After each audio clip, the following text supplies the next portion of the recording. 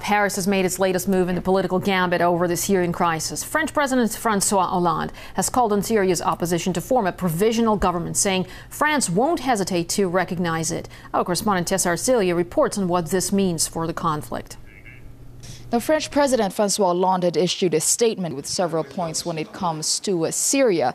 First of all, he had urged the different rebel groups and opposition members to come together to form a representative provisional government. Now, he said that if and when they do this, France is ready to recognize this group. Now, we know that on the ground there are still divisions and different factions of rebel groups. However, on the outside, we also know that there are several members of different opposition groups, such as the Syrian National Council, the Muslim Brotherhood, among others, who've already been meeting for a few months now and drawing a roadmap for a post-Assad Syria. And they are set to release their plans and their findings in the coming week. And again, Francois Hollande reiterating their future support for a government formed by the rebel groups. Now, aside from that, Hollande had also said that any use of chemical weapons by the Assad regime would justify a direct foreign intervention. Now, this echoes what U.S. President Barack Obama had said just a week ago.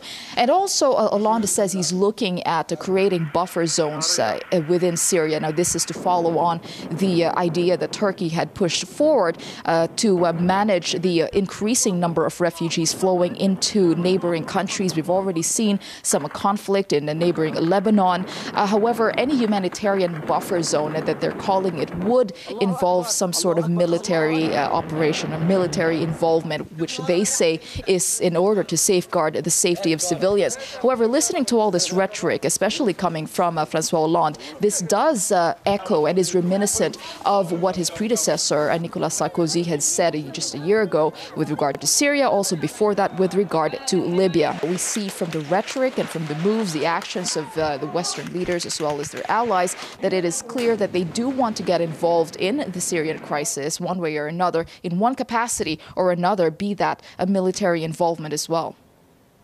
Washington has been hesitant in supporting the French president's call over the formation of an interim government. A number of officials in the Obama administration have said the Syrian opposition isn't ready for such a move. Brian Becker from the Anti-War Answer Coalition believes it's unacceptable and dangerous to grant power to those currently representing the opposition.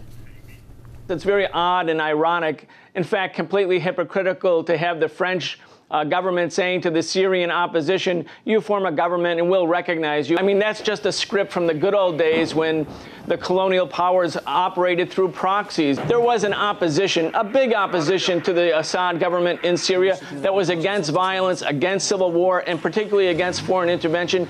They've been pushed to the side, and in their place is the Free Syrian Army, the so-called Syrian revolutionaries, who are nothing really at this point other than the chosen proxies of the foreign powers. So it will be those who control the monopoly of violence, that is the NATO powers themselves, who will be the ultimate determiner of what the character is of this new so-called opposition government, or what they will declare to be the legitimate government of the Syrian people.